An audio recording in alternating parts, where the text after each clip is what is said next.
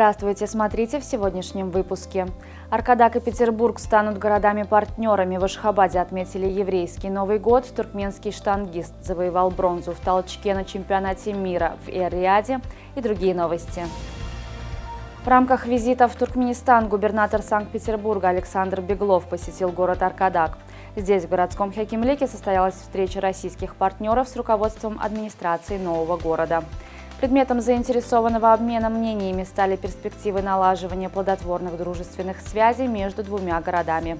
По итогам встречи были подписаны соглашения между хакимликом города Аркадак и правительством Санкт-Петербурга о сотрудничестве в торгово-экономической, научно-технической и гуманитарной сферах. Свои подписи под документами поставили хаким Аркадага Шамухамед Дурделиев и губернатор Санкт-Петербурга Александр Беглов. В посольстве Израиля в Ашхабаде отметили еврейский Новый год Рош ха-Шана. Посол Исмаил Халди пригласил более 30 представителей еврейской общины и посла ОАЭ в Туркменистане. Еврейский Новый год в 2023 году отмечается с 15 по 17 сентября. В своей вступительной речи Исмаил Халди сказал, что запланировал отметить этот праздник еще с момента своего вступления в должность. Он выразил свою признательность Министерству иностранных дел и руководству Туркменистана за сотрудничество и содействие. В рамках визита в Самару генеральный консул Туркменистана в Казани Гуич Гараев провел переговоры с представителями Самарского национального исследовательского университета. Основной вопрос, поднятый на встрече, касался создания в вузе условий для увеличения числа студентов из Туркменистана. Туркменский дипломат отметил, что на данный момент порядка 8 тысяч студентов обучаются в столице Татарстана. При этом в Российской Федерации есть и другие регионы с хорошей системой профессионального образования. Обеспечить контроль за проведением всех сезонных сельхозкомпаний поручил президент Туркменистана Сердар Бердымухамедов в ходе рабочего видеосовещания в понедельник. В настоящее время в вилаятах осуществляется сев озимой пшеницы, проводится полив посевов. Принимаются соответствующие меры для эффективного функционирования задействованных в посевной технике и агрегатов.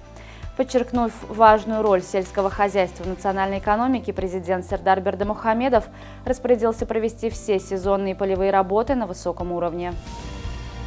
В португальском городе Анадия по неизвестной пока причине взорвались два резервуара с красным вином. Вытекший напиток кроваво-красной рекой растекся по улицам города. О пострадавших ничего не сообщается, но винодельческое предприятие обеспокоено возможным ущербом почве и домам жителей. Причины инцидента расследуются компетентными органами. Ученые продолжают исследовать влияние коротких видеороликов в TikTok на мозг и психическое состояние человека. Уже неоднократно высказывались опасения на тему отрицательного воздействия развлекательных роликов на психику. Теперь же исследователи говорят о снижении способности к концентрации внимания от бесконечного просмотра коротких забавных видеосюжетов в TikTok. Особенно зависимость от видеороликов формата TikTok опасна для детей. Они теряют способность концентрироваться на одном вопросе и бесконечно готовы искать то, что может удовлетворить дофаминовый голод их мозга. В столице Туркменистана стартовали чемпионаты и юниорское первенство по теннису. Соревнования проводятся с 11 по 17 сентября на теннисных кортах при многофункциональном стадионе Ашхабад.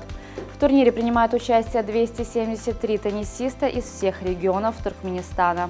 Юниоры соревнуются в одиночном разряде, а среди взрослых также проходит первенство в парном разряде. Данные соревнования являются одним из отборочных этапов для участия национальной команды Туркменистана в международных турнирах до 14 лет, которые пройдут в Узбекистане с 14 по 28 октября.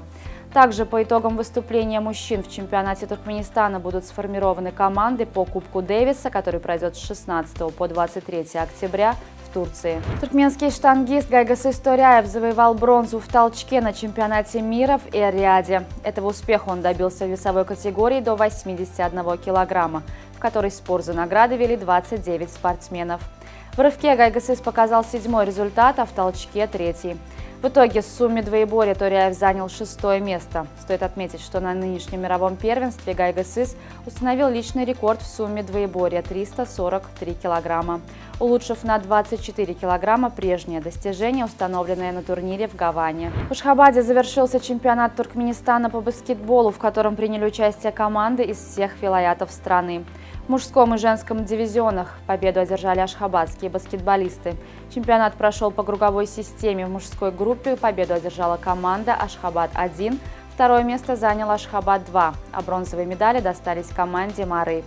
В женской группе победу также одержала команда Ашхабад-1, которая опередила баскетболисток из Либаба и Балкана. На сегодня это все. Желаю вам хорошего завершения дня. Увидимся завтра. И не забывайте, что Туркменпортал – ваш самый надежный источник новостей.